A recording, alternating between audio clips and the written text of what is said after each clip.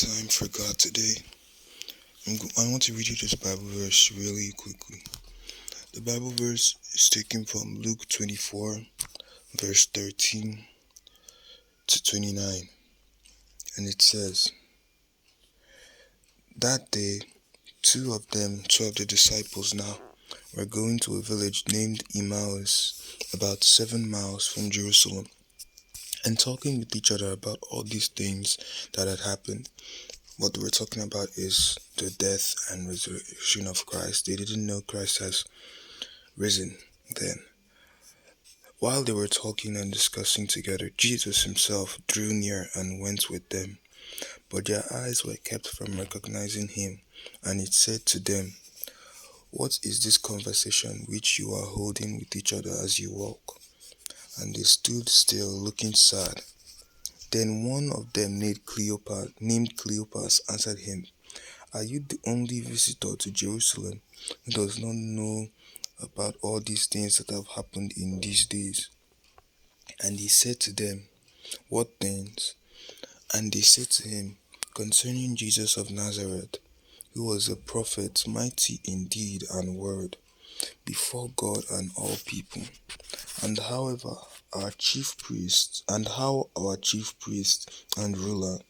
rulers delivered him up to be condemned to death, and was crucified. But we had hoped that he was the one to redeem Israel. Yes, and beside all this, it is now the third day since this has happened. Moreover, some women of our company amazed us. They were at the tomb early in the morning and did not find his body, and they came back saying that they had even seen a vision of angels who said that he was alive. Some of those who were with us went to the tomb and found it just as the women had said, but him they did not see. And he said unto them, O foolish men, and slow of heart to believe all that the prophets have spoken. Was it not necessary that the Christ that should suffer these things and enter into his glory?" And beginning with Moses and all the prophets, he interpreted to them in all the scriptures the things concerning himself. So they drew near to the village to which they were going. He appeared to be going further, but they constrained him, saying, "Stay with us, for it is towards evening, and the day is now far spent." So he went in to stay with them. This is where it gets interesting. Verse 30. When he was at the table with them, he took the bread and blessed it and broke it and gave it to them. And the moment they ate it, their eyes were opened and they recognized him. And at that moment he vanished out of their sight. They said to each other, "Did not our hearts burn with us while he talked to us on the road, while he opened to us the scripture?" So this is a disciple of Christ. After Christ had died, Christ appeared to both of them.